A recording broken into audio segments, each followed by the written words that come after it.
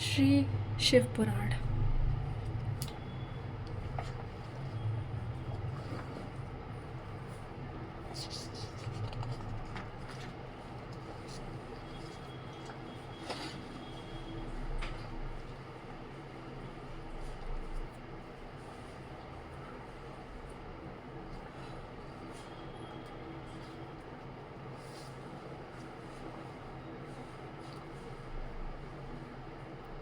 माया निर्मित नगर में शील निधि की कन्या पर मोहित हुए नारद जी का भगवान विष्णु से उनका रूप मांगना, भगवान का अपने रूप के साथ उन्हें वानर का सा मुंह देना, कन्या का भगवान को वरण करना और कुपित हुए नारद का शिवगणों को शाप देना।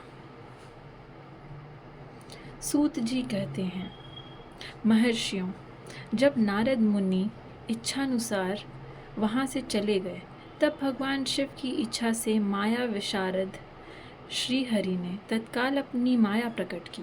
उन्होंने मुनि के मार्ग में एक विशाल नगर की रचना की, जिसका विस्तार 100 योजन था। वह अद्भुत नगर बड़ा ही मनोहर था। भगवान ने उसे अपने वैकुंठ लोक से भी अधिक रमणीय बनाया था।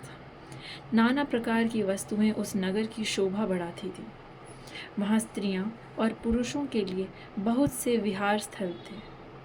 वह श्रेष्ठ नगर चारों वर्णों के लोगों से भरा था। वहाँ शील निधि नामक ऐश्वर्यशाली राजा राज्य करते थे। वे अपनी पुत्री का स्वयंवर करने के लिए उद्यत थे।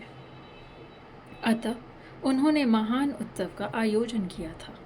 उनकी कन्या का वरण करने के लिए उत्सुक हो चारों दिशाओं से बहुत से राजकुमार पधारे थे, जो नाना प्रकार की वेशभूषा तथा सुंदर शोभा से प्रकाशित हो रहे थे। उन राजकुमारों से वह नगर भरा पूरा दिखाई देता था। ऐसे सुंदर राजनगर को देख नारद जी मोहित हो गए। वे राजा शील निधि के द्वार पर गए। मुनि शिरोमणि नारद को आया देख महाराज शील निधि ने श्रेष्ठ रत्नमय सिंहासन पर बिठाकर उनका पूजन किया। तत्पश्चात अपनी सुंदर कन्या को, जिसका नाम श्रीमती था, बुलवाया और उससे नारद जी के चरणों में प्रणाम करवाया। उस कन्या को देखकर नारद मुनि चकित हो गए और बोले, राजन, यह देव कन्या के समान सुंदरी महाभागा कन्या कौन है? उनकी यह बात सुनकर राजा ने हाथ जोड़कर कहा, मुने, यह मेरी पुत्री है। इसका नाम श्रीमती है। अब इसके विवाह का समय आ गया है। यह अपने लिए सुंदर वर चुनने के निमित्त स्वयंवर में जाने वाली है। इसमें सब प्रकार के शुभ लक्षण लक्षित होते हैं। महर्षि, आप इसका भाग्य बताइए। राजा के इस प्रकार पूछने पर काम से विहल हुए मुनि श्रेष्ठ नारद उस कन्या को प्राप्त करने की इच्छा मन में लिए राजा को संबोधित करके इस प्रकार बोले,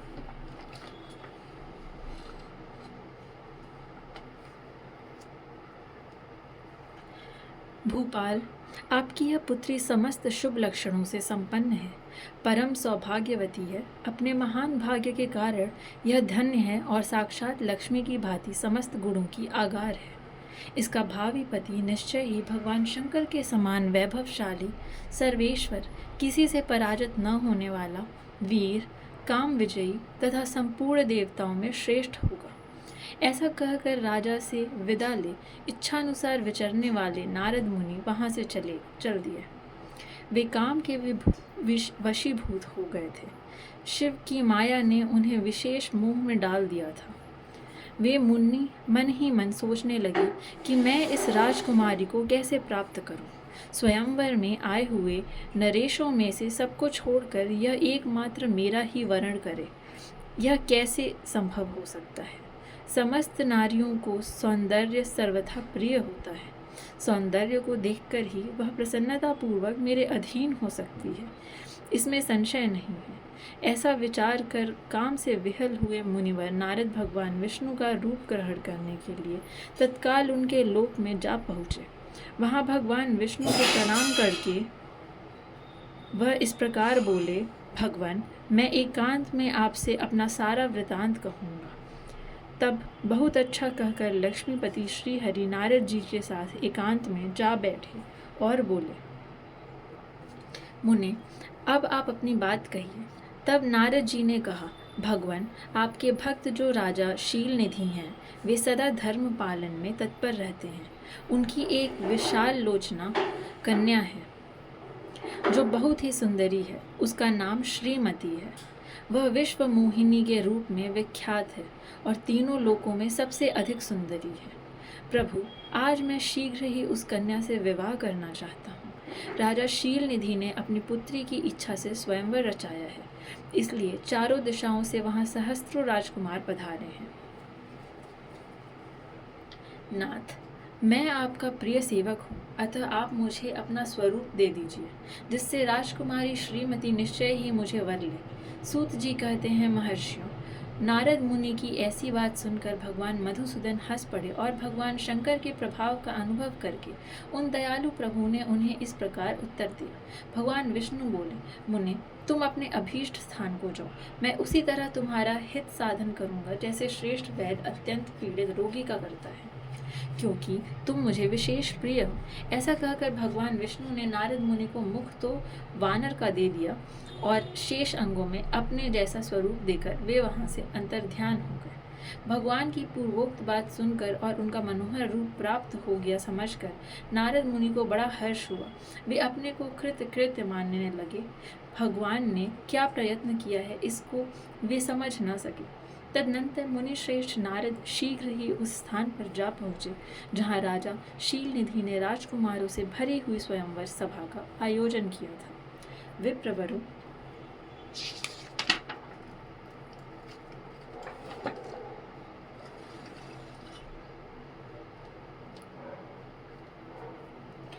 राजपुत्रों से घिरी हुई वह दिव्य स्वयंवर सभा दूसरी इंद्र सभा के समान अत्यंत शोभा पा रही थी। नारद जी उस राजसभा में जा बैठे और वहां बैठकर प्रसन्न मन से बार बार यही सोचने लगे कि मैं भगवान विष्णु के समान रूप धारण किए हुए हूँ, अतः वह राजकुमारी अवश्य मेरा ही वरण करेगी, दूसरे का नहीं। मुनि श्रेष्ठ नारद को यह ज्ञात नहीं था कि मेरा मुंह कितना कुरूप है। उस सभा में बैठे हुए सब मनुष्यों ने मुनि को उनके पूर्व रूप में ही देखा। राजकुमार आदि कोई भी उनके रूप परिवर्तन के रहस्य को न जान सका।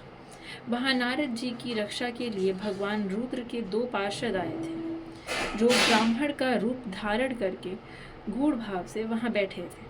वे ही नारद जी के रूप परिवर्तन के उत्तम भेद को जानते थे। मुनि को कामावेश से मूढ़ हुआ जान वे दोनों पार्षद उनके निकट गए और आपस में बातचीत करते हुए उनकी हंसी उड़ाने लगे। परंतु मुनि तो काम से विहल हो रहे थे, अतः उन्होंने उनकी यथार्थ बात भी नहीं अनसुनी कर दी। वे मोहित हो श्रीमती को प्राप्त करने की इच्छा से उसके आगमन की प्रतीक्षा करने लगे। इसी बीच में वह सुंदरी राजकन्या स्त्रियों से घिरी हुई अंतःपुर से वहां आई। उसने अपने हाथ में सोने की एक सुंदर माला ले रखी थी। वह शुभ लक्षणा राजकुमारी स्वयंवर के मध्य भाग में लक्ष्मी के समान खड़ी हुई अपूर्व शोभा पा रही थी। उत्तम व्रत का पालन करने वाली वह भूप कन्या माला हाथ में लेकर अपने मन के अनुरूप वर का अन्वेषण करती हुई सारी सभा में भ्रमण करने लगी। नारद मुनि का भगवान विष्णु के समान शरीर और वानर जैसा मुंह देखकर वह कुपित हो गई और उनकी ओर से दृष्टि हटाकर प्रसन्न मन से दूसरी ओर चली गई। स्वयंवर सभा में अपने मनोवांछित वर को न देखकर वह भयभीत हो गई। राजकुमारी उस सभा के भीतर चुपचाप खड़ी रह गई। उसने किसी के गले में जयमाला नहीं डाली। इतने में ही राजा के समान वेशभूषा धारण किए भगवान विष्णु वहां आ पहुँचे। किन्हीं दूसरे लोगों ने उनको वहां नहीं देखा, केवल उस कन्या की ही दृष्टि उन पर पड़ी। भगवान को देखते ही उस परम सुंदरी राजकुमारी का मुख प्रसन्नता से खिल उठा। उसने तत्काल ही उनके कंठ में वह माला पहना दी। राजा का रूप धारण करने वाले भगवान विष्णु उस राजकुमारी को साथ लेकर तुरंत अदृश्य हो गए और अपने